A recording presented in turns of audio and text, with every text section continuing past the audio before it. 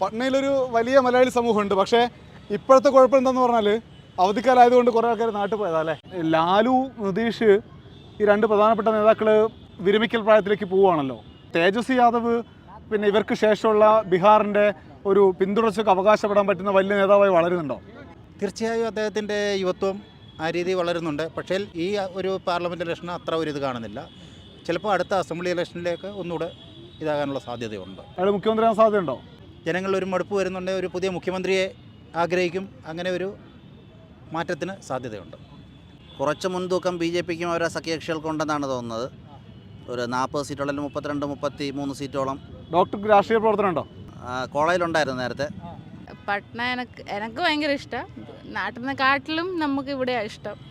Comparison ചെയ്യുമ്പോൾ ആദ്യം നമ്മൾ ചെറുപ്പത്തിലുണ്ടായ ആ സിറ്റുവേഷൻ ഇപ്പം കുറേ ഡെവലപ്പായിട്ടുണ്ട്. ഇവിടെ ജോലി ചെയ്യുന്നുണ്ടോ? ഇവിടെ ഒരു ഹോസ്പിറ്റലിൽ ശ്രീ സായി ഹോസ്പിറ്റലിൽ രണ്ടുപേരും ഇവിടെ വർക്ക് ചെയ്യുക. ഇപ്പം പൊതുവെ അറിയാമല്ലോ, നാട്ടിൽ നേഴ്സിംഗ് ഫീൽഡ് എന്ന് പറയുമ്പം കുറച്ച് നമുക്ക് ബുദ്ധിമുട്ടാണ്. മീൻസ് സാലറി അങ്ങനെയെല്ലാം വരുമ്പം. പക്ഷേ ഇവിടെ നമുക്ക് കുറച്ച് ബെറ്ററാണ്. കേരളത്തിൽ ഈ നഴ്സുമാർ നമ്മൾ പറയില്ലേ, കേരളത്തിലെ നഴ്സുമാരാണ് ബാക്കി പല സ്ഥലത്തുള്ളതെന്ന്.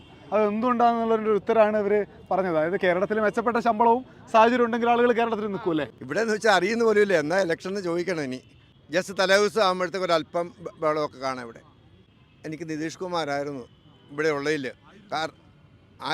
റീസെൻ്റ്ലി പുള്ളിയുടെ അങ്ങോട്ടും ഇങ്ങോട്ടുള്ള ചാട്ടം കാരണം അത്ര സുഖം തോന്നുന്നില്ല. 9ാം ക്ലാസ്സിൽ. എങ്ങനെയുണ്ട് സ്കൂളൊക്കെ? നല്ല സ്കൂളാണ്. ഇവിടുത്തെ ക്വാളിറ്റി കുറഞ്ഞ ടീച്ചർമാരെ മാറ്റി ക്വാളിറ്റിയുള്ള ടീച്ചർമാരെ വെക്കാൻ വേണ്ടിയിട്ട് നേരത്തെ തന്നെ തീരുമാനമുണ്ടായിരുന്നു. ആ തീരുമാനത്തിൽ കുറച്ച് നടപ്പാക്കി എന്ന് മാത്രം. പെട്ടെന്ന് നടപ്പാക്കാൻ കാരണം കൈക്കൂലി മേടിക്കാനായിട്ടുള്ള ഒരു സംഭവമാണ്. അഴിമതിയാണ്. തേജസ് വന്നയുടനെ ഒരുപാട് അഴിമതി ചെയ്തു. ലേഡീസിനൊക്കെ ആണെങ്കിൽ തന്നെ നൈറ്റിലൊക്കെ ഭയങ്കര സ്വാതന്ത്ര്യമാണ് ഇവിടെ നടക്കാനായിട്ട്. ഡെവലപ്മെൻ്റ് എന്ന് പറയുമ്പം എയർപോർട്ട് അത്ര ഡെവലപ്മെൻ്റ് അല്ല ഇവിടുത്തെ. ഇവിടെ രാഷ്ട്രീയക്കാർ പൊതുജനങ്ങളുമായിട്ട് അത്ര ഒരു ഇൻറ്റിമസി ഇല്ല. പിന്നെ നമുക്ക് എന്തെങ്കിലും ആവശ്യമുണ്ടെങ്കിൽ നമ്മൾ അവരെ ചെന്ന് കണ്ടാൽ അവർക്ക് ചെയ്യാൻ പറ്റുവാണെങ്കിൽ ചെയ്യും. നമ്മൾ അവിടെ ചെന്ന് അവരൊരിക്കലും നമ്മളെ ഒന്ന് കാണാൻ പറ്റില്ല. ഞാനിപ്പോൾ ഓഫീസിൽ നിന്ന് വന്നു. ഇപ്പോൾ ഞാൻ ഒരു 8 മണി ആകുമ്പോൾ വീട്ടിൽ പോവാം. അപ്പോൾ അതൊരു കുഴപ്പമില്ല. പക്ഷെ നാട്ടിലാണെങ്കിൽ നമുക്കിങ്ങനെ ഇറങ്ങി നടക്കാൻ പറ്റില്ലല്ലോ. ഇൻഡിപെൻഡൻ്റ് ആയിട്ട് നടക്കാൻ പറ്റില്ല. കേരളത്തിലെ എല്ലാ മാധ്യമങ്ങളും ഏത് ചാനൽ ചർച്ചയിലും ബീഹാർ UP ആണ് ടാർഗറ്റ് വെക്കുന്നത്. ഇപ്പം നിങ്ങൾ പോയി ബീഹാറിനെ പറ്റി ഇത്രയും നടന്നു, ബീഹാറിൽ എന്താണ് എന്നുള്ളത് നിങ്ങൾ കണ്ടു. അങ്ങനെ സ്വല്പമെങ്കിലും പഠിച്ചിട്ടുള്ളവരെ ഈ ബീഹാറിനെ UP യെ പറ്റി പറയണം. ഇല്ല എങ്കിൽ അവർക്കറിയില്ലെങ്കിൽ പറയാതിരിക്കുക.